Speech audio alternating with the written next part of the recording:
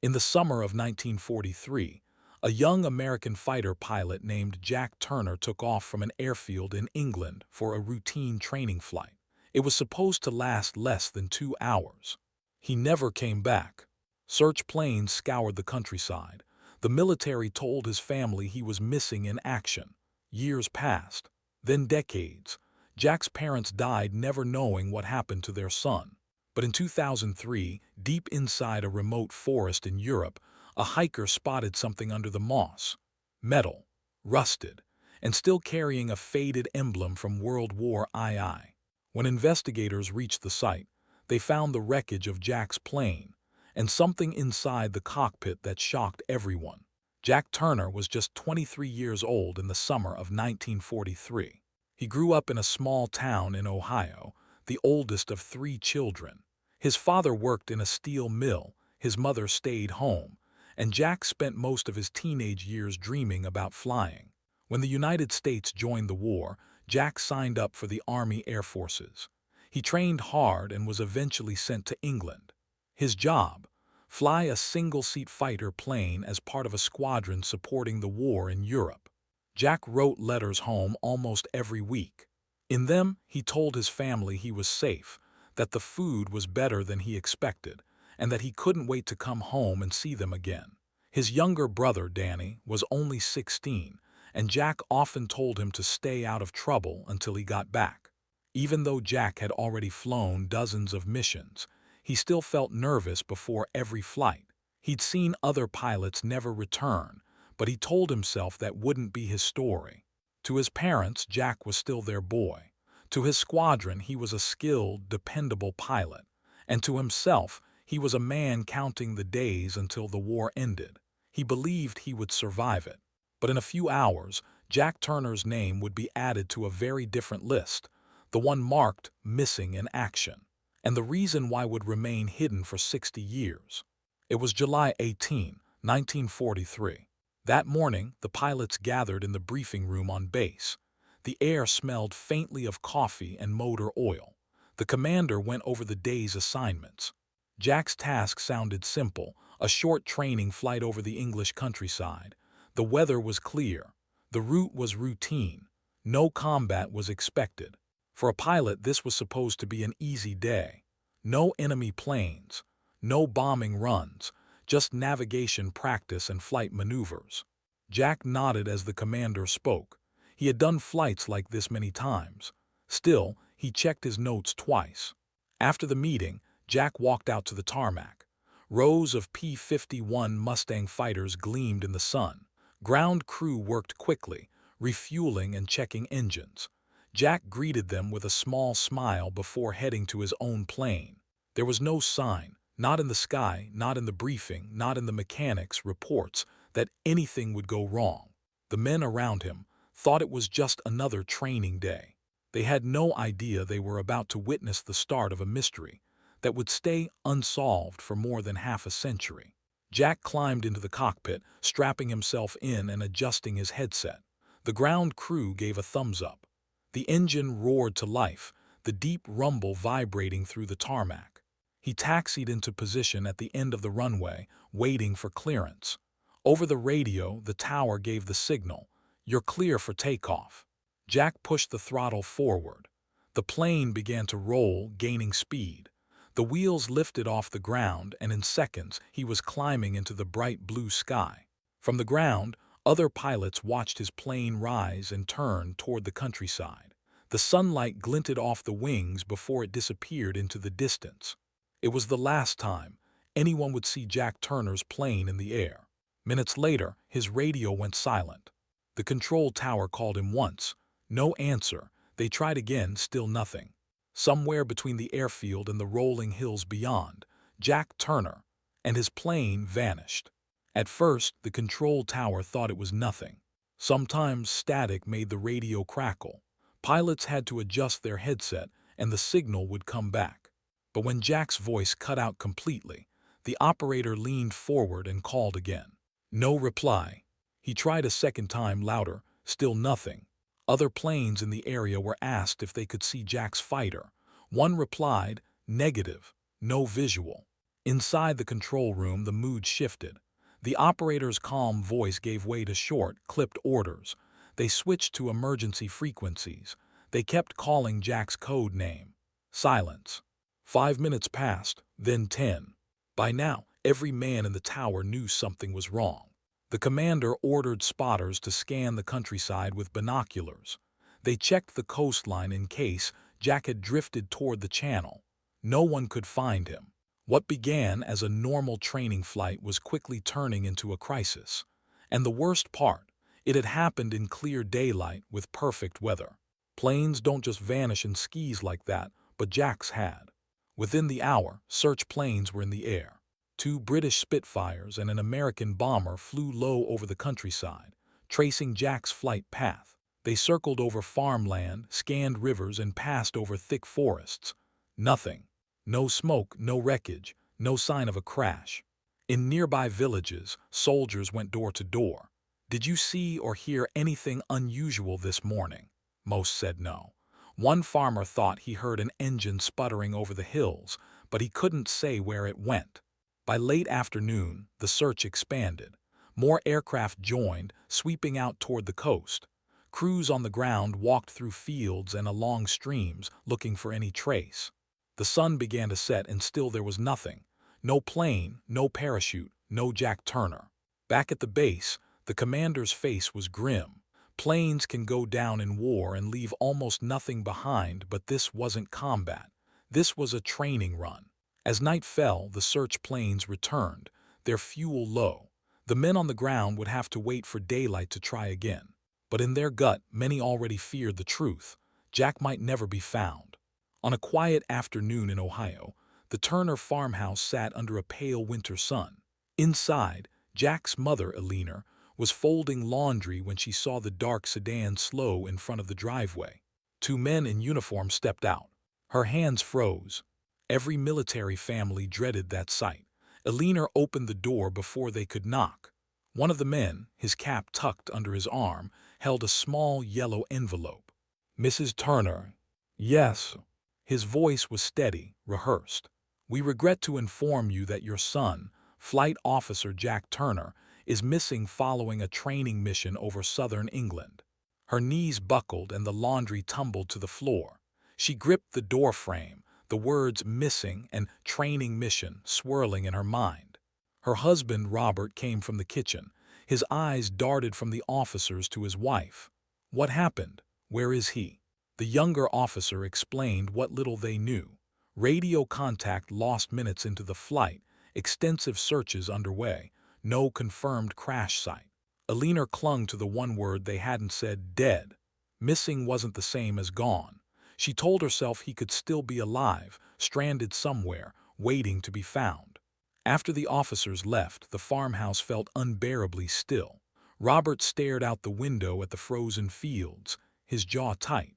Eleanor sat at the kitchen table, her hands wrapped around a teacup that had long gone cold. In the corner, a photograph of Jack in his flight gear smiled back at them, frozen in time, full of life, and now, somewhere they couldn't reach. 3 days later, the second telegram arrived. The military thanked the family for their patience and confirmed what the silence already hinted at. Despite multiple air and ground searches, no trace of Jack's aircraft had been located. He was now officially classified as missing in action. For the base, the case was closed. The war was raging, resources were thin, and unexplained disappearances, though rare, were not unheard of. Pilots were lost over water in dense forests, or in terrain so remote that wreckage was never found. But for Eleanor and Robert, the closure was anything but real. Robert read the telegram twice, then set it down without a word. Eleanor folded it neatly, almost delicately, as if the paper itself might break. Friends and neighbors came by to offer comfort. Some brought food, others brought quiet prayers. Most assumed Jack was gone for good. But Eleanor refused to hang the gold star flag in the window. "Missing," she repeated to anyone who tried to speak of him in the past tense. Not gone, not yet. The official paperwork had ended the military's search. For the Turners, it was only the beginning. They would keep his photograph by the door, and each day, a leaner would imagine the sound of footsteps on the porch. Jack's coming home. The next morning, British and American search planes took off from nearby airfields. Their orders were simple: find Jack Turner's missing aircraft. The countryside below was wide and open in some places, but thick with forests and winding rivers in others. Pilots flew in tight grid patterns, scanning every patch of land. They looked for anything: a flash of sunlight on metal, a patch of smoke, even the faint outline of a crash site. From the air, the villages looked quiet. Farmers worked in fields. Children played in yards. But the search crews weren't watching the people, they were searching for wreckage. They passed over rolling green hills, brown farmland, and deep valleys. They followed the rivers, thinking the plane might have gone down near water. They checked every road and tree line. Hours passed with no sign of Jack. The planes refueled, swapped pilots, and went back up again. The mission ran until the light started fading. That night, commanders studied the maps. Every area that had been searched was marked in pencil. By the end of the day, the paper was covered in marks, but not a single one pointed to Jack's plane. The next day, they started again. By the second day of searching, word about the missing pilot had spread through the nearby villages. In the small town of Little Ashford, a farmer told a neighbor he had heard something strange the morning Jack disappeared. He said he was tending his animals when he heard a loud engine overhead. At first, it sounded normal, steady, and strong, but then it sputtered. He heard a sharp backfire and the noise dropped to a low rumble. Moments later, there was a faint thud in the distance. The farmer told others in the village, and soon the story reached the search teams. It gave them a possible lead, but it wasn't much. The sound could have come from anywhere, and echoes in the hills made it even harder to pinpoint. Another villager, an elderly woman, claimed she saw smoke over the ridge that same morning, but when asked to show exactly where, she hesitated. It had been far away, she said, and she couldn't be sure it wasn't from a chimney. Still, the search planes adjusted their patterns, circling the ridge and the fields nearby. They found nothing. Rumors kept spreading. Some swore they saw a low-flying plane. Others thought they heard an explosion. But no two stories matched perfectly. The commanders noted each report in a logbook. It was clear that if the plane had gone down nearby, it was hidden well. By the third day, search teams moved on foot. Pilots could only see so much from the air. Now it was up to soldiers and local volunteers to cover the ground. They entered the forests first. The trees were thick, blocking the sun and turning the air damp and cold. Roots twisted across the ground, slowing their steps. Swampy patches sucked at their boots.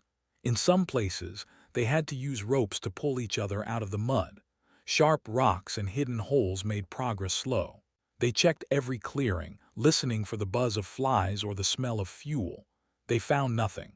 When they reached the hills, it got worse. The slopes were steep and slick from rain.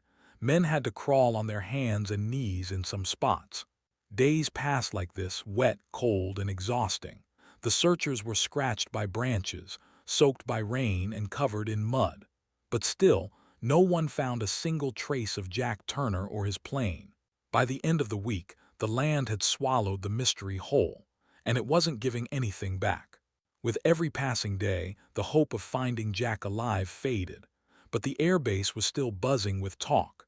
Pilots swapped theories in the mess hall, each one sounding possible but none proven. One group was sure Jack had gone down in the English Channel. "It happens," one of them said. "Lose your bearings, run low on fuel, and you're in the water before you even realize it." The channel was cold, rough, and nearly impossible to survive for long. Others had a darker idea. They whispered about a surprise German attack. Even in 1943, enemy planes sometimes crossed into British airspace, looking for targets. If Jack's single-engine trainer was caught off guard, it wouldn't stand a chance. A few officers brought up mechanical failure. If his engine quit and he was over rough terrain, they didn't need to finish the sentence. Everyone knew how that ended. The only official statement came from command: no confirmed sightings, no wreckage found. But in the absence of answers, rumors spread like wildfire. By the end of the week, No one agreed on what had happened, except for one thing. Whatever took Jack Turner out of the sky had left no trace, and that was unsettling for everyone. On the morning of the 10th day, the order came down from above. The search for Jack Turner was over. It wasn't a dramatic announcement. There was no gathering of troops or loud speech. Just a simple memo typed in black ink: search terminated. No further operations planned.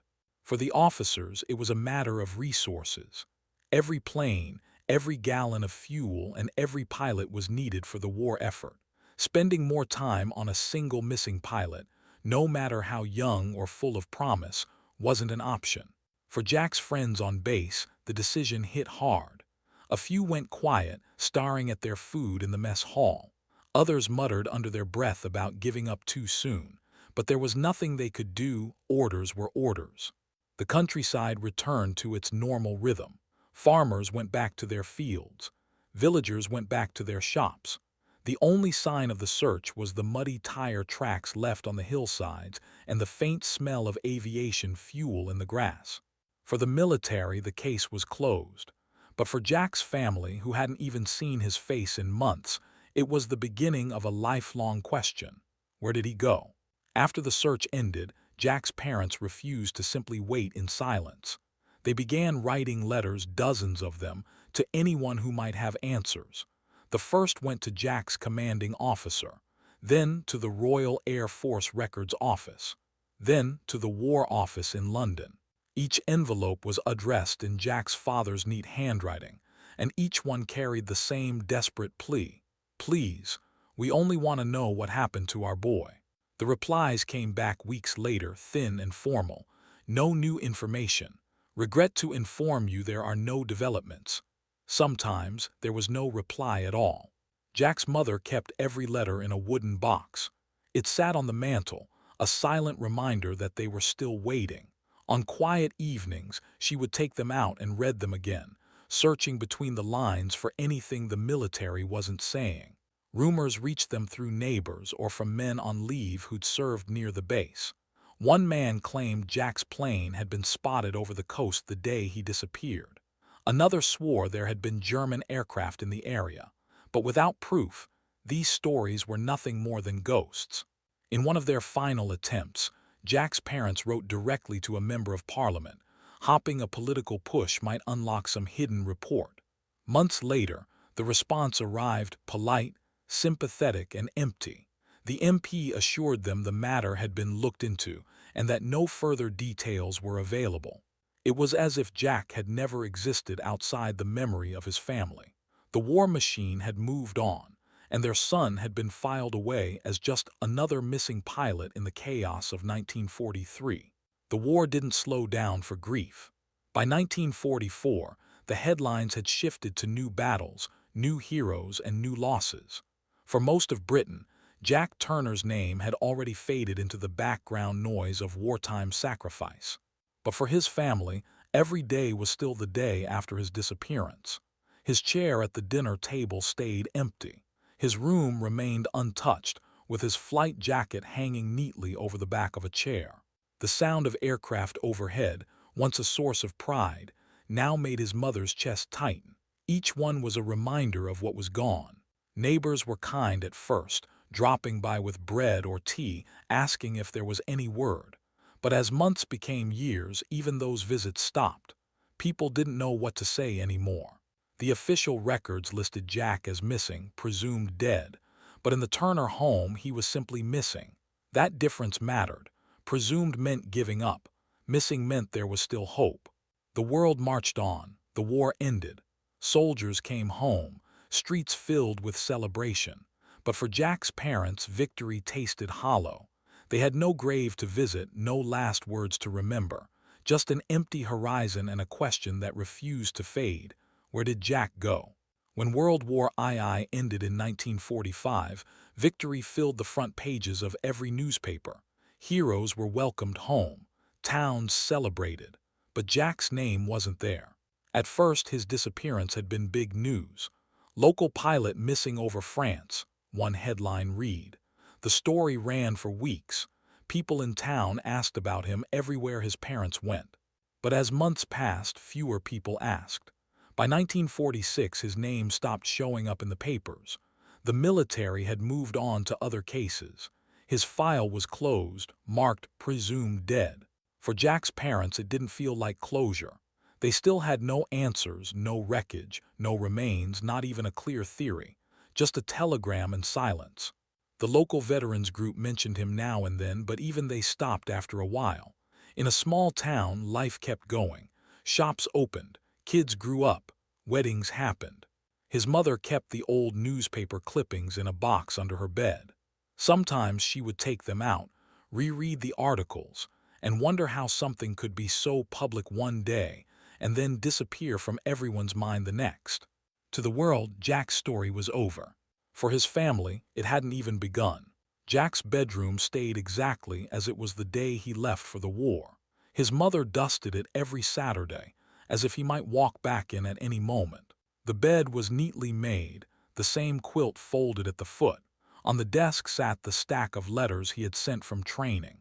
His handwriting was still bold and careful, the paper slightly yellowed with age. In the corner, his military uniform hung on a wooden hanger. The flight cap he wore in his last photograph rested on top. His boots were still by the wall, polished but never worn again. The shelves held model airplanes he had built as a teenager. One still had glue marks on the wing. A school photo in a small frame showed him grinning in his Letterman jacket. Visitors to the house could feel the weight of the room. No one sat on the bed. No one touched the desk. It wasn't just a bedroom anymore, it was a shrine.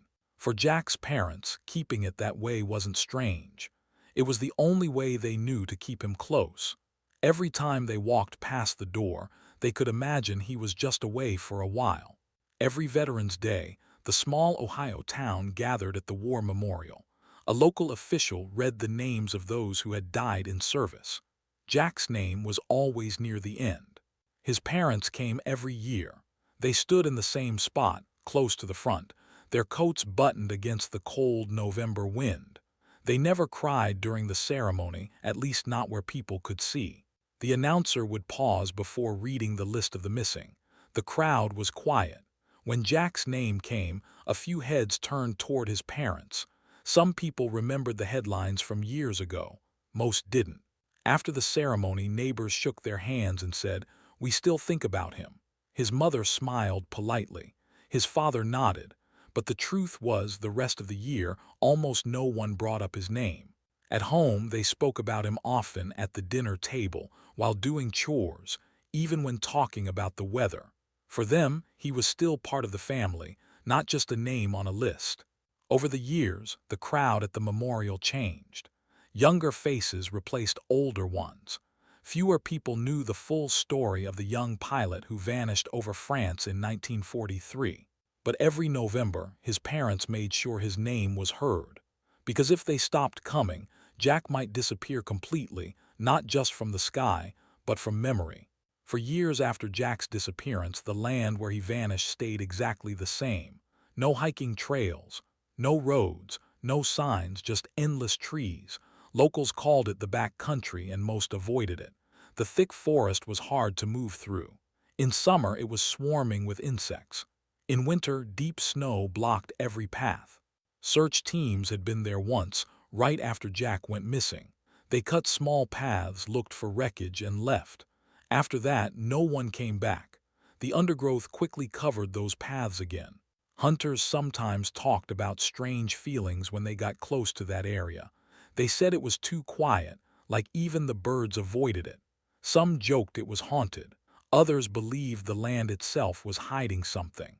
Over the decades, storms blew through, knocking down trees. Rivers shifted, carving new bends through the ground. But no one cleared the debris. No one dug in the soil. The forest kept its secrets. By the 1960s, even maps of the area were vague. The exact spot where Jack's plane may have gone down wasn't marked. If it was there, it was buried under decades of leaves, moss, and mud. The forest stayed silent, just like the mystery.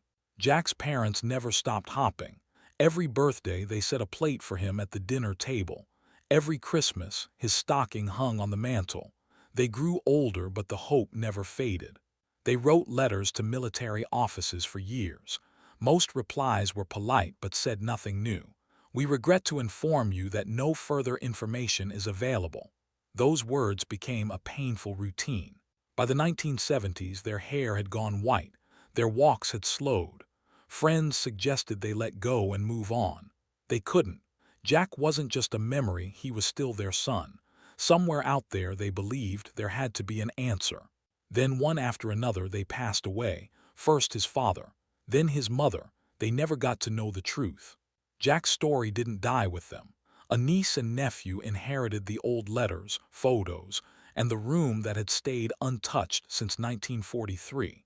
They grew up hearing about the uncle they had never met. They promised each other they wouldn't let his name be forgotten.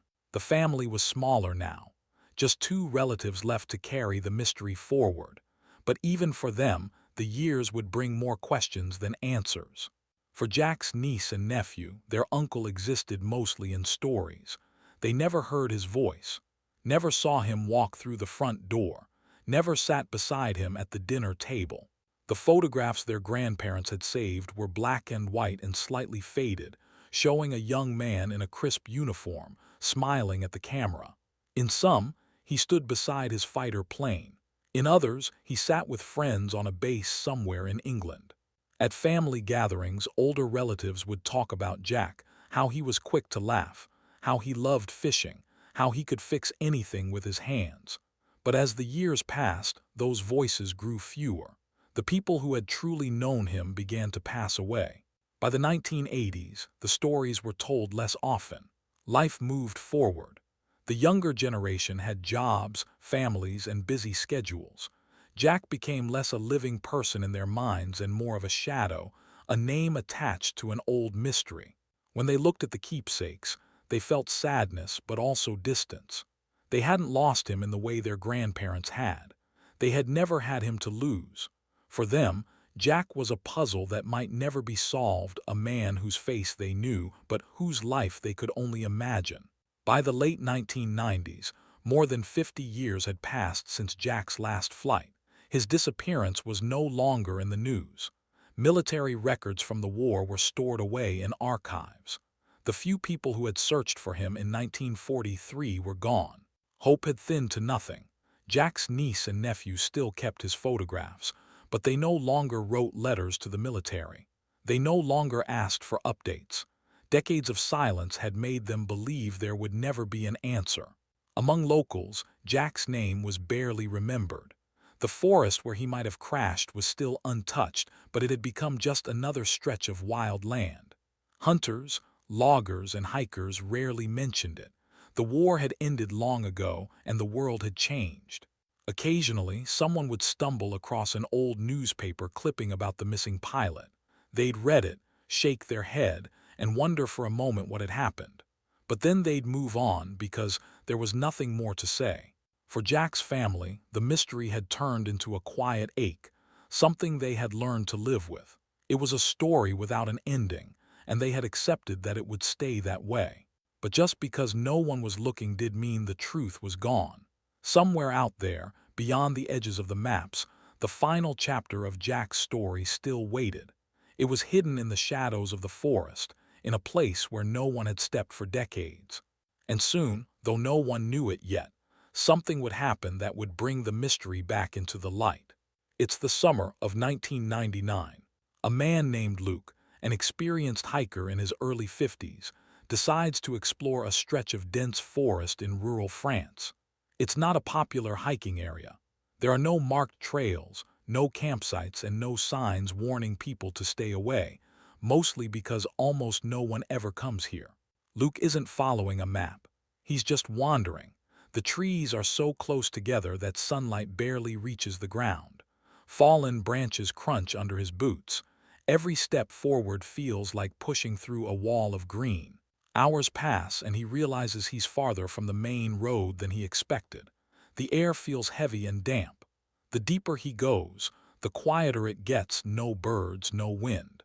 It's not the kind of place you'd expect to find anything. No cabins, no signs of people, just endless forest. Luke stops to take a drink of water. As he looks around, he notices something odd. The ground ahead slopes upward into a mound. It's not a natural hill, it's too smooth, too uniform. He takes a few careful steps toward it, thinking it might be an old bunker or collapsed shed. But there's no path, no fence, nothing to suggest human activity. The mound is covered in moss, thick and bright green, almost glowing in the dim light. It blends perfectly with the forest floor. Luke reaches out and presses his hand against it. The surface beneath feels cold, not like rock but like metal. Luke pulls out a small pocket knife. Carefully, he scrapes away at the moss. The damp green clumps fall away easily, revealing a dull, gray surface. It's curved. The curve is too perfect to be part of a rock, and it's huge, far wider than Luke's arm span. He takes a step back, trying to see the whole thing, but most of it is still buried under dirt and tangled roots. He circles the mound slowly. Each side is the same, curved, smooth, metallic. It's as if a giant, half-buried bowl is sitting in the middle of the forest. Luke's heart starts to beat faster. He knows old farm equipment sometimes rusts away in forgotten fields, but this isn't farm equipment. There are no bolts, no gears, no wheels, just a seamless shell of metal. He digs away more moss, his hands now dirty and wet. The more he clears, the stranger it looks. It's not rusted through, just dull and worn from time. Then he notices something faint, a line like a seam, running across the surface. It's not random, it's manufactured. Luke pauses. If this is what he thinks it is, it's been here a long time. Luke kneels and begins wiping away the layer of dirt clinging to the metal. His fingers ache from scraping against the rough surface. Then under the grime he sees it, a shape. At first it's barely visible, just a few dark lines against the faded gray. But as he keeps brushing away dirt and moss, the image becomes clearer. A white circle with a faded blue outline. Inside the circle is a five-pointed star. His breath catches. The paint is chipped, but the design is unmistakable. He's seen it before in old history books. The emblem of the United States Army Air Forces from World War II. Luke freezes. He's standing in rural France, miles from any road, staring at an American military marking that's been hidden for decades.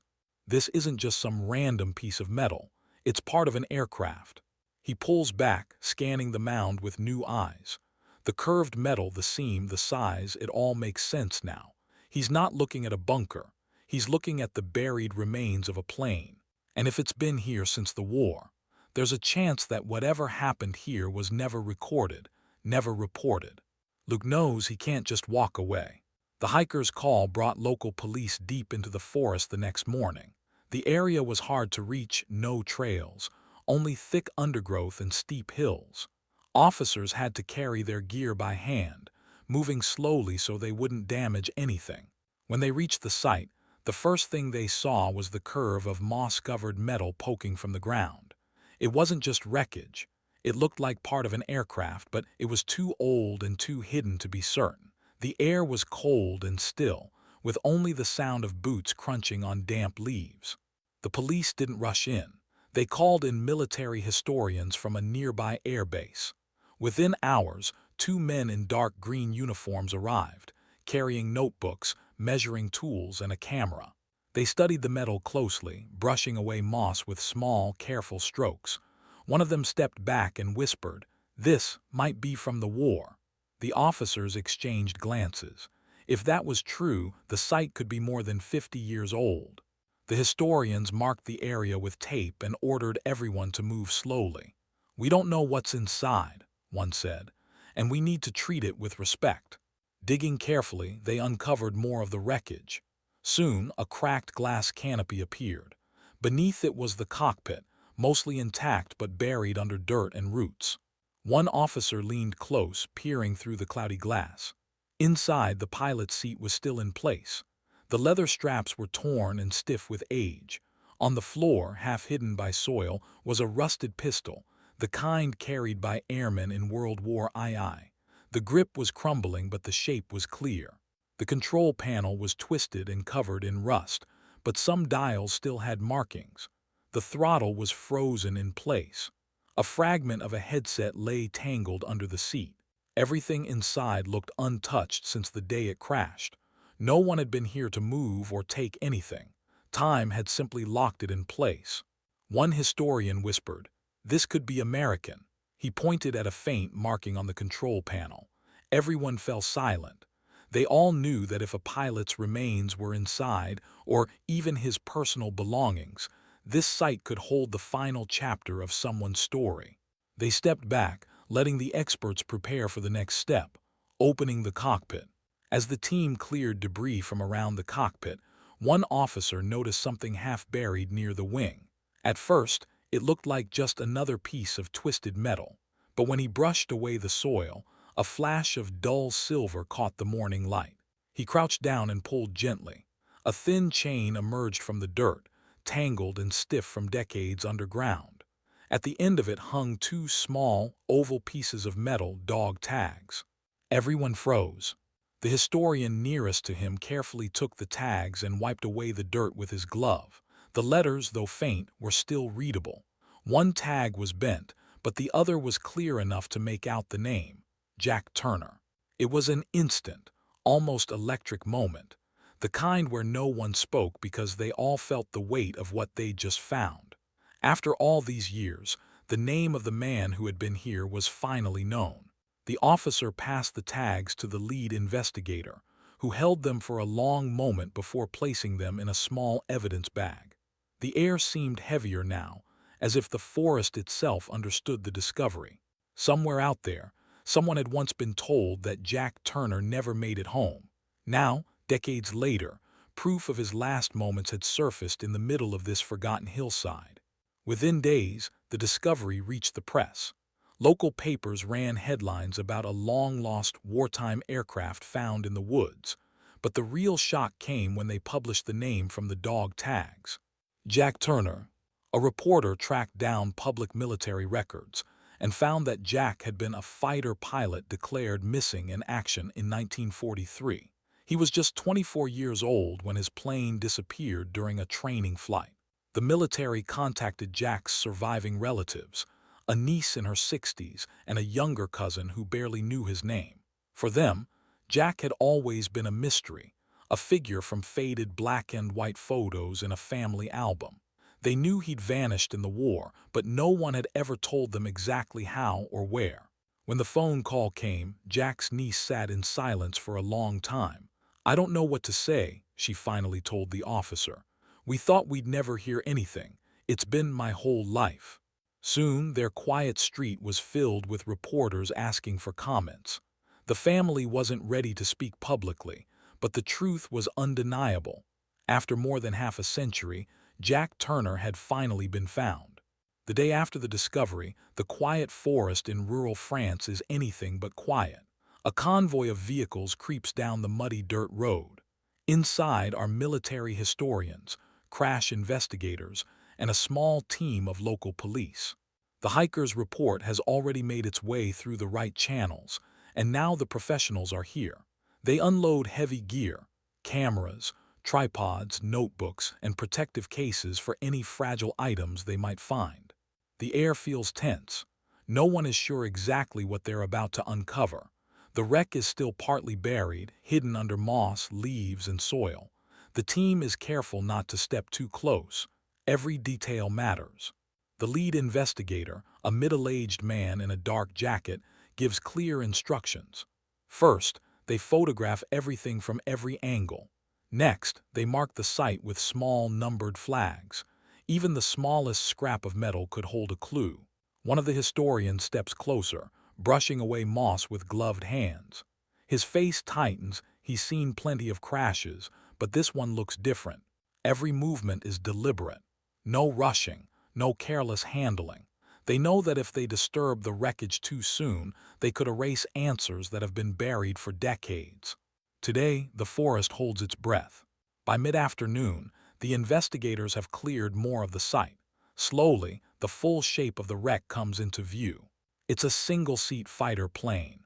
The nose is crumpled deep into the dirt, and the wings are warped like twisted arms. Decades of forest growth have hidden it perfectly. Trees grew up around it, their roots wrapping the fuselage like chains. The steep slope around the site explains why it was never spotted from the air. The wreck is wedged in a ravine far below the ridgeline. Unless you were standing right there, you'd never see it. The moss, leaves, and rotting branches formed a natural camouflage. For more than half a century, hikers had probably walked within a few hundred feet, never realizing what was below. One historian points to the tail, almost swallowed by tree bark. "This didn't crash here recently," he says. "Nature had plenty of time to take it back." The team continues documenting, taking note of every visible marking.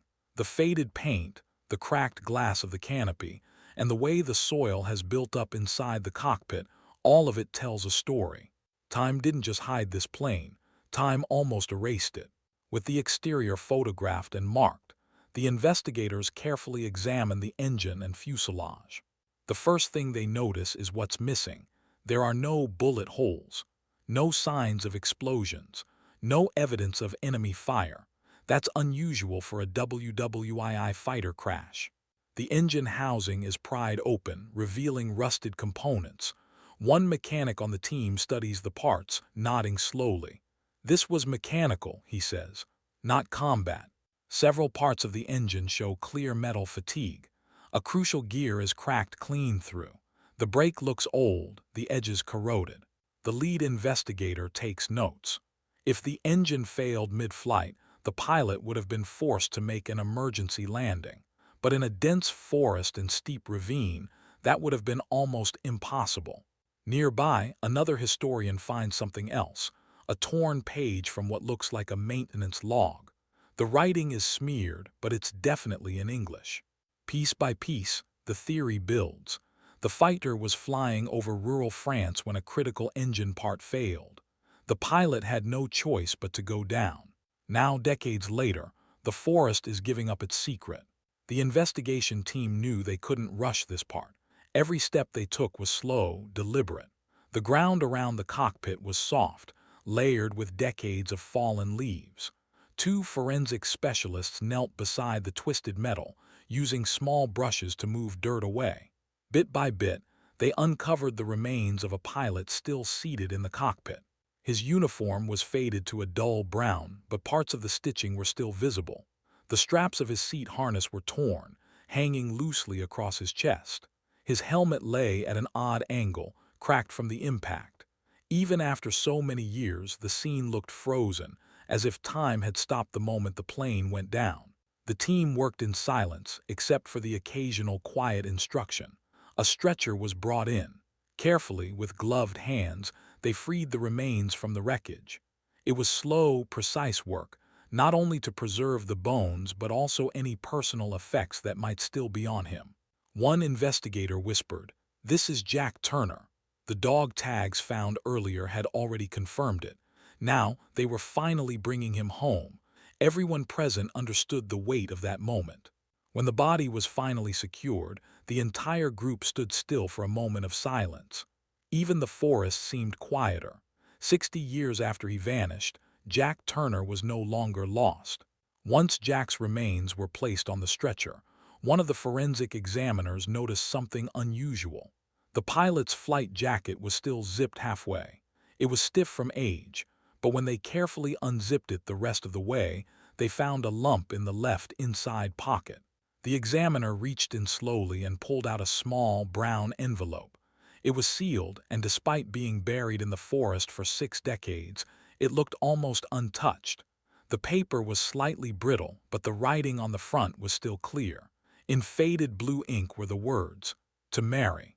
The investigators exchanged glances. Mary was Jack Turner's wife, the woman he had left behind when he went to war. The envelope felt light, probably just a single sheet of paper inside. They didn't open it. That wasn't their job. Instead, they documented the find, photographing it from every angle. The envelope was carefully placed into a protective plastic sleeve. One of the historians murmured, "She probably never knew what happened to him, and now, here's his last message." It was a rare moment in an investigation like this, finding something so personal, so untouched by time. Everyone present understood its importance. Under the canopy of trees, the investigators huddled around a folding evidence table. A preservation specialist, wearing fresh gloves, gently removed the brown envelope from its protective sleeve. The forest air was damp, and they knew every second it remained exposed carried a risk. The faded blue ink was still sharp enough to read. To Mary Whitfield, Lincolnshire, England. The handwriting was steady and elegant, each loop and curve suggesting a man who had taken his time to write it. This wasn't Jack Turner's wife. His widow's name was Mary Turner, and she had lived in Ohio her whole life. That detail alone sent a ripple of questions through the group. The envelope seal had dried and cracked in places, but it was still intact. The decision was made to open it in a controlled lab environment. Hours later, in a climate-controlled room, the flap was lifted, and a single sheet of thin, yellowed paper was carefully unfolded. The letter was short, just a few paragraphs written in the same neat hand as the address. The first line read, "My dearest Mary, if you are reading this, it means I have found a way to see you again." The words that followed were tender, almost poetic. He wrote about dreams they had once shared, about a promise he had made long ago. He spoke of a small village in the English countryside where they had walked together before the storm of the world pulled us apart. It was deeply personal, clearly meant for someone he had known before the war. The tone was intimate, but not explicitly romantic. It left just enough ambiguity to stir more questions than answers. When the letter was finished being read aloud, the room was silent.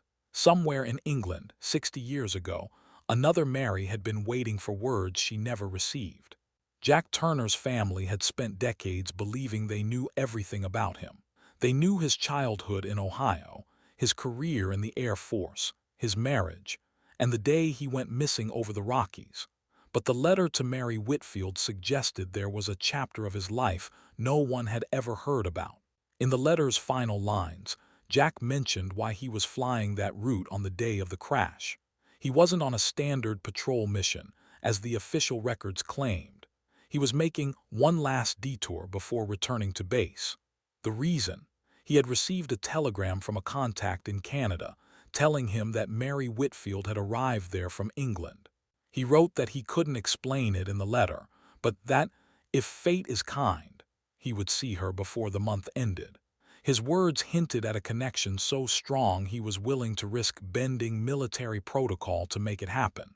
This revelation hit his surviving relatives like a tidal wave.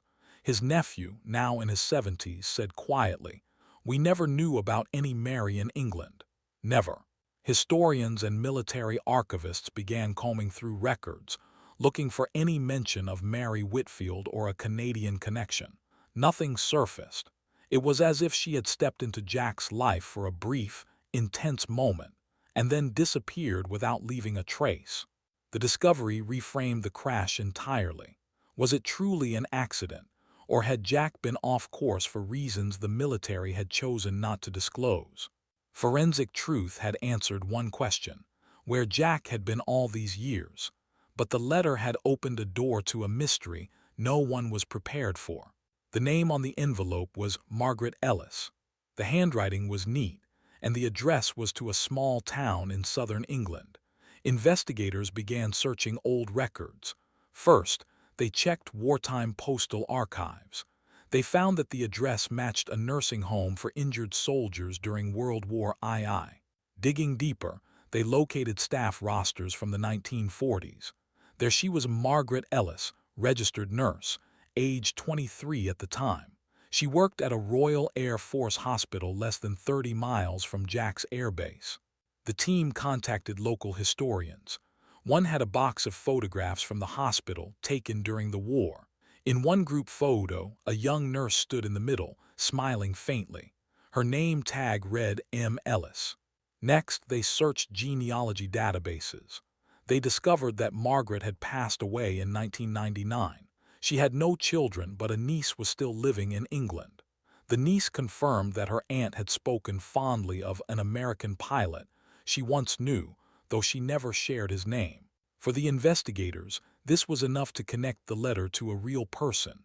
Now they had to find out how Jack Turner, a U.S. fighter pilot, and Margaret Ellis, a British nurse, crossed paths during the chaos of war. Through more digging, the investigators pieced the story together. In 1943, Jack's unit had been stationed at an RAF base in England. The base hospital often treated injured American airmen. That's where Jack met Margaret. Witness accounts from old letters and diaries painted a clear picture. Jack had been brought to the hospital after a rough landing in bad weather. He wasn't badly hurt, but he stayed for a few days to recover. During that time, Margaret checked on him regularly. One letter from another pilot mentioned that Jack spent more time talking to the nurse with the green eyes than in the barracks. Another photo showed Jack standing with a group of nurses, Margaret among them. They kept in touch after Jack returned to full duty. The recovered letter, the one found in his jacket, was likely written during this time. The tone suggested they were more than just friends. It became clear that Jack wanted to see her again, and investigators now believe the day he vanished, he may have been planning to do something unusual, something not part of his official mission. Reviewing old military records, the team noticed something strange. Jack's last flight was marked as a training exercise, but the path listed on his logbook didn't perfectly match the approved route. They compared maps and realized the altered path would take him directly over Margaret's hometown. The theory began to form. Jack planned to fly over the village and drop the letter to her. This wasn't unheard of at the time. Other pilots had done similar things for friends or sweethearts, but it was risky.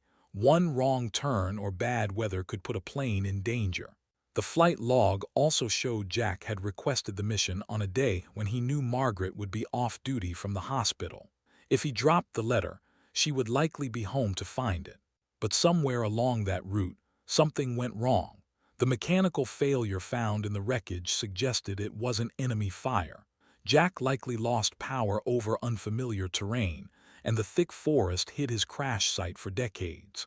It was a personal mission that ended in tragedy, and one his family never knew about until 60 years later.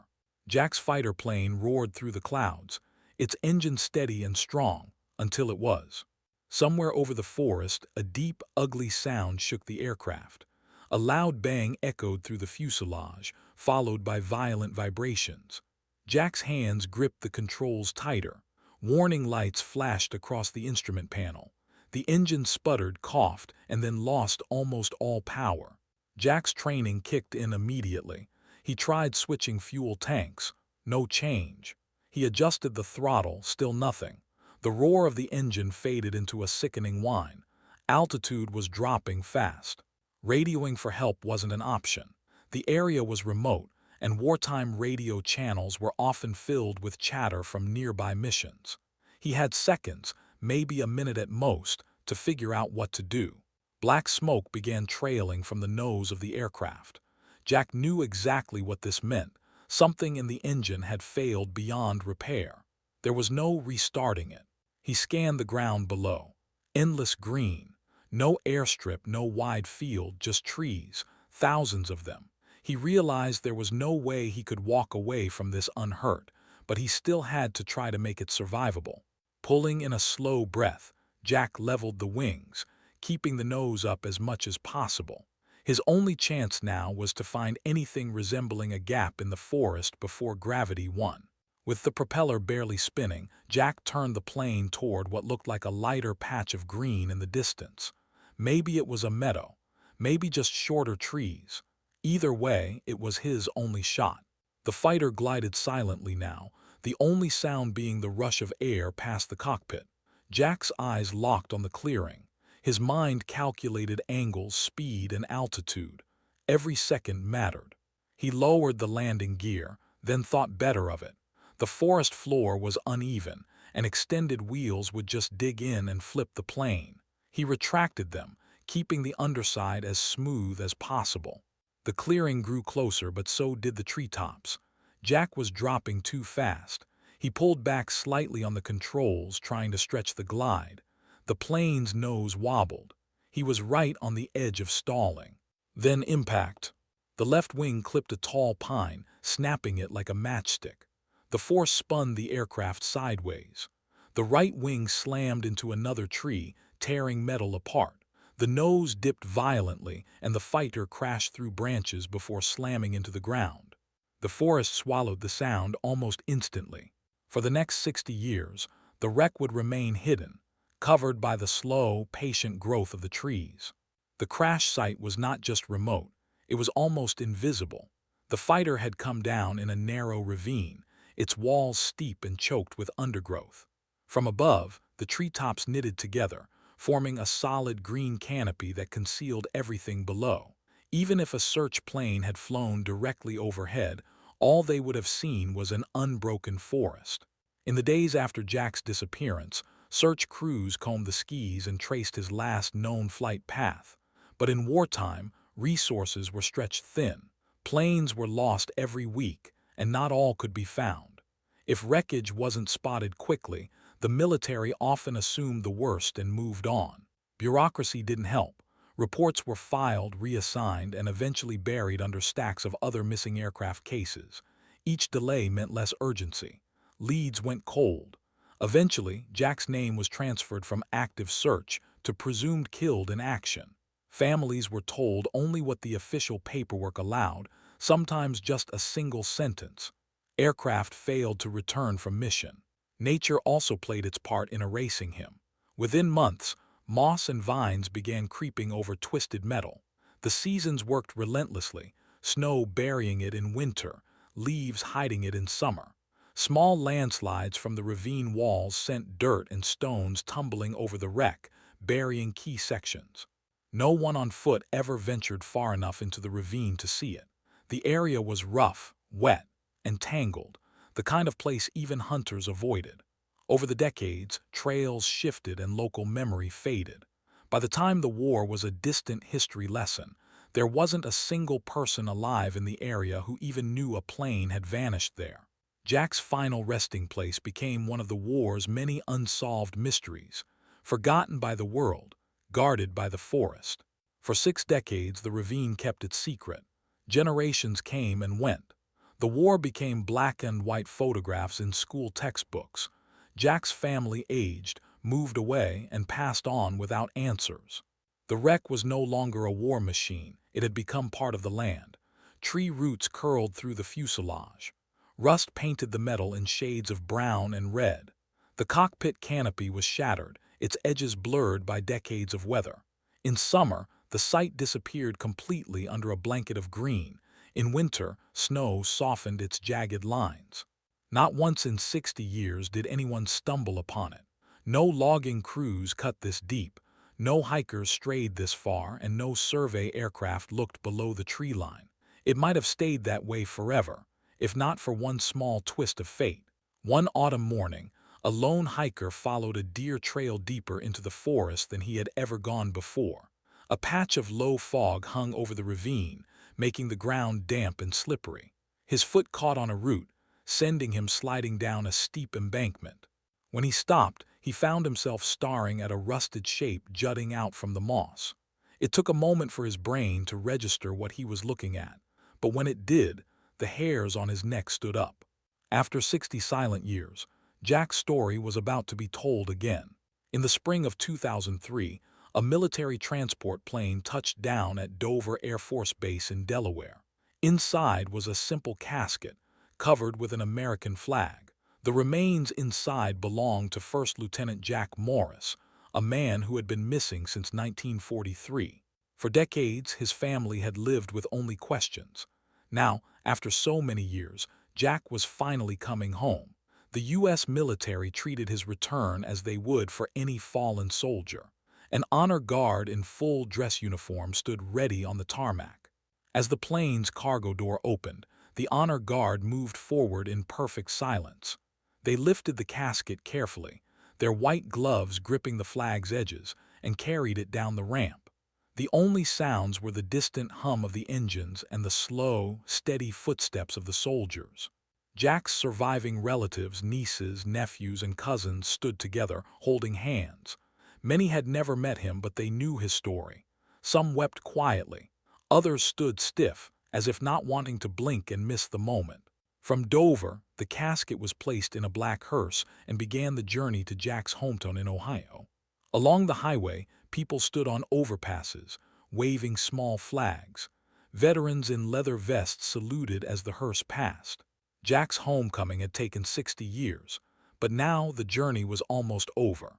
The funeral took place on a sunny Saturday morning at the town's small cemetery. Rows of folding chairs faced a flag-draped casket set on a stand. Around it, soldiers in dress uniforms stood at attention. The local American Legion had organized the ceremony, and word had spread across the county. Hundreds came, not just family, but neighbors, veterans, schoolchildren, and even strangers who had read about Jack in the paper. A military chaplain began the service, speaking about Jack's service, his sacrifice, and the years his story had remained unknown. He talked about duty, about family, and about never forgetting those who serve. When the speeches ended, the honor guard lifted their rifles. 3 sharp volleys rang out, echoing across the cemetery. Then came the mournful sound of taps, played by a lone bugler. Finally, 2 soldiers in white gloves folded the flag from Jack's casket. Each fold was slow and precise, until only a tight triangle remained. The flag was handed to Jack's closest living relative, a niece, who held it to her chest, tears streaming down her face. It had taken more than half a century, but Jack was finally laid to rest among his own. After the crash site was discovered, investigators kept working to learn more about the letter found with Jack's remains. They traced it to a woman named Margaret Maggie Hartley, a British nurse who had served near Jack's airbase during the war. Military records showed Maggie had been in her mid-20s in 1943. Letters and photographs suggested she and Jack had grown close during his time in England. But they also showed something else. Maggie had never known what happened to him. She lived the rest of her life in a small English village, working at the local hospital. She married years later, had 2 children, and eventually retired. She passed away quietly in 1987 at the age of 69. Her family was shocked when investigators contacted them. They had never heard of Jack Morris, but when shown the letter, Maggie's daughter recognized her mother's handwriting instantly. She said her mother had mentioned a young American pilot once, in passing, but had never told the full story. It was a bittersweet ending. Maggie had waited years for news that never came. By the time the truth surfaced, she was gone. The letter Jack had carried for her was returned to her family, a message from a life she had before the war changed everything. When Jack finally came home after 60 years, his relatives were torn between relief and heartbreak. They had answers now. They knew where he had been all those years, but it didn't erase the decades of not knowing. At the small family gathering the night before the funeral, his niece held up an old black and white photo of Jack in his uniform. Her voice shook as she said, "This is the only picture I've ever had of him. Now I finally get to say goodbye." Some family members admitted they had quietly stopped hopping years ago. Others said they had always believed one day his story would be told. But every person in the room agreed on one thing: knowing the truth brought a strange kind of peace. Still, it hurt to imagine the life Jack could have lived. He was just 22 when his plane went down. His brothers grew old, had children and grandchildren. Jack never had that chance. One of the veterans in attendance summed it up best: "We're grateful we can finally bring him home, but it's hard not to think about all the years stolen from him." That mix of closure and sorrow stayed with everyone long after the funeral. Jack's return wasn't just a private family moment. It quickly became a national story. Local reporters covered the discovery of the plane and the letter that had been found inside. Soon, bigger news outlets picked it up. Television crews showed up at the funeral. Documentaries reached out to the family. Military historians called it one of the most remarkable WWII recovery stories in decades. Old photographs of Jack in uniform were shown alongside new footage of the rusted plane in the forest. Interviews with investigators described the decades-long mystery and the lucky hiker who found the crash site. People who had never heard of Jack before now knew his name. Veterans, Groups spoke about the importance of never forgetting those still missing. Letters poured in from strangers thanking the family for sharing his story. The attention brought pride to his relatives. For years, Jack had been a quiet question mark in family history. Now, his courage and sacrifice were part of the public record. One historian put it simply, Jack Miller's name will not be lost again. Even with the truth revealed, some parts of the story still weighed heavily. Family members admitted they sometimes pictured that day in 1943, Jack's plane losing altitude, skimming the treetops and vanishing into the ravine. The thought of him being so close to safety, yet so far, was painful. Veterans said they often thought about the letter in his pocket, written for a woman who would never receive it. The idea of Jack trying to deliver that message, only to disappear without a trace, stuck with them. Even the investigators who solved the case couldn't shake certain images. The silent forest hiding a plane for 60 years, the rusted metal buried under moss, the personal items frozen in time. No one would ever know exactly what Jack was thinking in those final seconds. No one could change the fact that he had been alone when it happened. The mystery was no longer about where he went, but about imagining the life he missed. That part could never be solved. And for those who knew his story now, the crash in 1943 would always be more than history. It would be a picture they carried in their minds, one that still hurt to see.